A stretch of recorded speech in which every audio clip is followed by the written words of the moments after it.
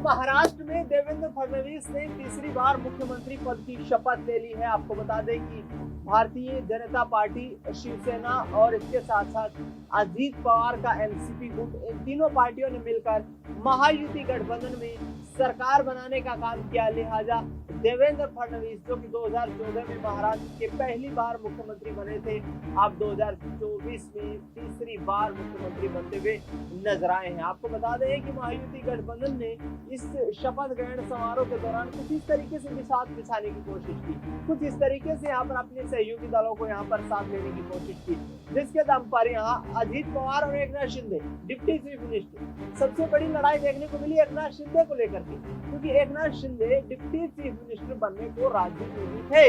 लगातार उनकी पार्टी की तरफ से बयान आ रहे थे और अब भी बयान ये आ रहे हैं कि यहाँ पर एकनाथ शिंदे शपथ ग्रहण समारोह के बाद सीधे अपनी पार्टी के दफ्तर पहुंच गए हैं, वहां पर अपने यहाँ पर विधायकों के साथ बैठक कर रहे हैं, मुलाकात कर रहे हैं। और अब क्या एकनाथ शिंदे कोई बड़ा फैसला लेने वाले हैं, क्योंकि शपथ ग्रहण समारोह के बीच देखने को मिला कि एकनाथ शिंदे के माथे पर शिकन की लकीरें दिखाई दी। एकनाथ शिंदे जो कि लगातार महाराष्ट्र के मुख्यमंत्री की कुर्सी को लेकर संघर्ष करते हुए नजर आए।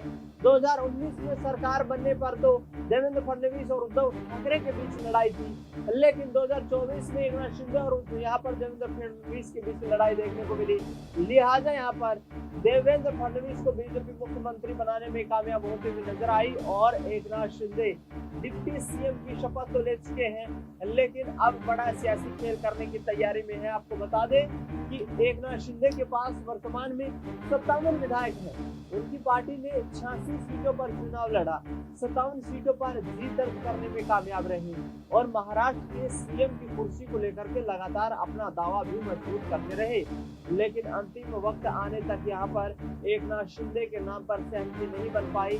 आज यानी कि 5 दिसंबर को भी सुबह से गहमा गहमी देखने को मिल रही थी कि दूसरी बैठक करने जा रहे हैं एकनाथ शिंदे अपनी पार्टी के विधायकों के साथ। इससे पहले भी वह बैठक कर चुके हैं। सुबह उन्होंने अपनी पार्टी के विधायकों के साथ बैठक की। इसके बाद बयान सामने आया उनकी पार्टी की तरफ से कि यहाँ पर एकनाथ शिंदे यदि शपथ ग्रहण समारोह में शामिल नहीं होंगे तो कोई भी नेता यहाँ पर शिवसेना का शामिल नहीं होने वाला है।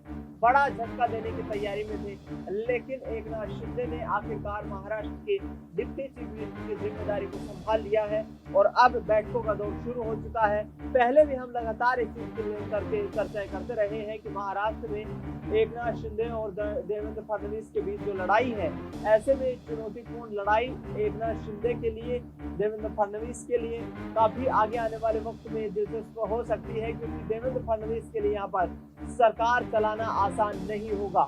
बड़े राज परिवार से संबंध तो नहीं रखते हैं देवेंद्र फडणवीस, लेकिन भारतीय जनता पार्टी में अच्छे कद्दावर नेता के रूप में अपनी पहचान बना चुके हैं।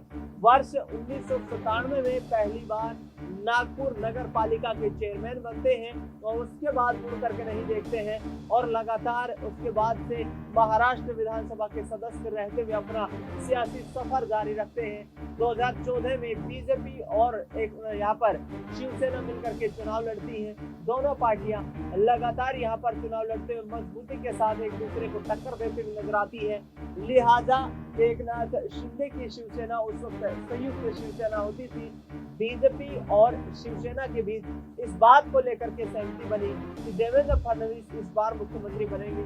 2019 में उद्धव ठाकरे को या शिवसेना से मुख्यमंत्री बनाया जाएगा, लेकिन 2019 के विधानसभा चुनाव में भी बड़ी मेजोरिटी मिलने के बावजूद भी एकनाथ शिंदे और यहाँ पर उद्धव ठाकरे को चकमा देते हुए देवेंद्र फडणवीस मुख्यमंत्री बन जाते हैं दूसरी बार। इस बात को लेकर के शिवसेना, संयुक्त शिवसेना नाखुश हो जाती है, नाराज नजर आती है।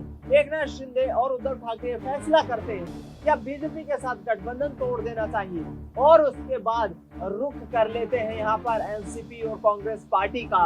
और एनसीपी और कांग्रेस पार्टी का रुख करने के बाद एकनाथ शिंदे मुख्यमंत्री नहीं बनते हैं, उद्धव ठाकरे को मुख्यमंत्री बनाने के लिए आगे भेजते हैं कि जाइए मुख्यमंत्री की कमान को संभालिए।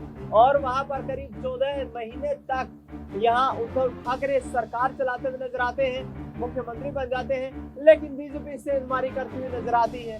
देवेंद्र फडणवीस की अगुवाई में शिवसेना को दो फाड़ कर दिया जाता है। एकनाथ शिंदे 40 से अधिक विधायकों को लेकर के बीजेपी के साथ जाकर सरकार बना लेते हैं, मुख्यमंत्री की कुर्सी पर बैठ जाते हैं। और इस वक्त हर्ष ये हो रहा है एकनाथ शिंदे के साथ कि वह मुख्यमंत्री की कुर्सी की लड़ाई को हार चुके हैं।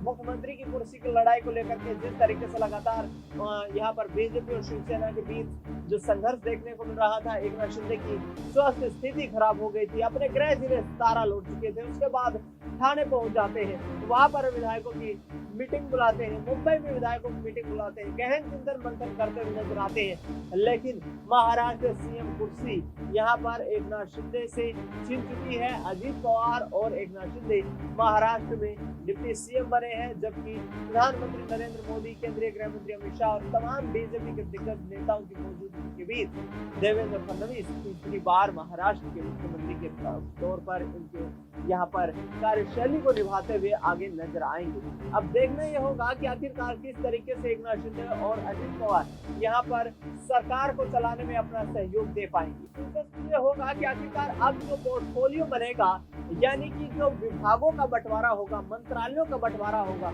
उसमें क्या एकनाथ शिंदे गुट को तवज्जो दी जाएगी, ये भी बड़ा सवाल है। सूत्रों के हवाले से जो खबर मिली है वो ये है कि गृह विभाग, राजस्व विभाग और इसके साथ साथ परिवहन विभाग, ये तीनों डिपार्टमेंट बीजेपी अपने पास ही रखना चाहती है, जबकि वित्त विभाग यहाँ पर अजीत पवार के खाते में जाता दिखाई दे रहा है। और देखना ये होगा कि एकनाथ शिंदे जो लगातार स्वास्थ्य मंत्रालय की बात करते हुए नजर आ रहे थे, उनके गुट की तरफ से गृह विभाग की बात की गई, केंद्रीय मंत्रालय की मांग की गई, क्या इन मांगों पर बीजेपी अपनी सहमति जताएगी? क्योंकि इस वक्त भारतीय जनता पार्टी 130 से अधिक सीटें जीत करके महाराष्ट्र में मजबूत राजनीतिक दल है। और महाराष्ट्र की राजनीति में यदि अब आगे आने वाले वक्त में उनको सरकार चलाना है, तो यहाँ पर एकनाथ शिंदे को यहाँ नंबर 2 की पोजीशन पर ही रहना पड़ेगा, क्योंकि डिप्टी चीफ मिनिस्टर की जो जिम्मेदारी दी गई है उसके पीछे साफ रणनीति बीजेपी की नजर आती है कि एकनाथ शिंदे यहाँ पर उनकी पार्टी के लिए कहीं ना कहीं चुनौती बने हुए थे। 2.5 साल तक जिस तरीके से एकनाथ शिंदे ने बीजेपी के साथ मिलकर के सरकार चलाई है, उसके बाद बीजेपी ने फैसला कर लिया था कि 2024 में जो चुनाव का नतीजा होगा उसके बाद भारतीय जनता पार्टी अपना सीएम बनाएगी। तो आखिरकार डिप्टी सीएम के तौर पर यहाँ पर एकनाथ शिंदे ने शपथ ली है, लेकिन विधायकों के साथ उनकी बैठक मुंबई में चली और उस बैठक में अब क्या फैसला लिया गया, क्या पोर्टफोलियो को लेकर यहाँ पर बीजेपी को बैकफुट पर लाने की कोशिश करेंगे, क्या अजीत पवार के साथ मिलकर के कोई खास रणनीति एकनाथ शिंदे यहाँ पर बनाते हुए नजर आएंगे, क्योंकि झटका बड़ा लगा है। उनके बेटे यहाँ पर श्रीकांत शिंदे ने भी बयान दिया और ये कहा कि किसी भी पद की लालसा नहीं है, लेकिन महाराष्ट्र के लोगों की सेवा करना ही प्राथमिक उद्देश्य था। और बीजेपी पर कई यहाँ पर शिवसेना के नेताओं ने, विधायकों ने आरोप लगाते हुए कहा कि एकनाथ शिंदे का इस्तेमाल किया गया, उनका प्रयोग किया गया और महाराष्ट्र में बीजेपी ने यहाँ पर मैंडेट जो था, बहुमत जो था, उसका यहाँ पर कहीं ना कहीं मजाक उड़ाया है। अब देखना ये होगा कि आखिरकार किस तरीके से एकनाथ शिंदे यहाँ पर अपनी आगे आने वाली वक्त की राजनीति को निर्धारित करते हुए नजर आते हैं। उद्धव ठाकरे की शिवसेना के नेता संजय राउत की तरफ से भी बड़ा बयान आया है। संजय राउत ने कहा है कि यहाँ पर एकनाथ शिंदे जो है आप कभी भी महाराष्ट्र के मुख्यमंत्री नहीं बन पाएंगे। देखना ये होगा कि आखिरकार उद्धव ठाकरे अब आगामी वक्त में किस तरीके से अपना रुख अख्तियार करते हुए नजर आते हैं और भारतीय जनता पार्टी इस चुनौतीपूर्ण त्रिकोणीय सरकार को किस तरीके से आगे बढ़ाने में कामयाबी हासिल करेगी। फिलहाल इस खास कार्यक्रम में इतना ही। देश दुनिया की तमाम बड़ी खबरों के लिए आप देखते रहिए SK9।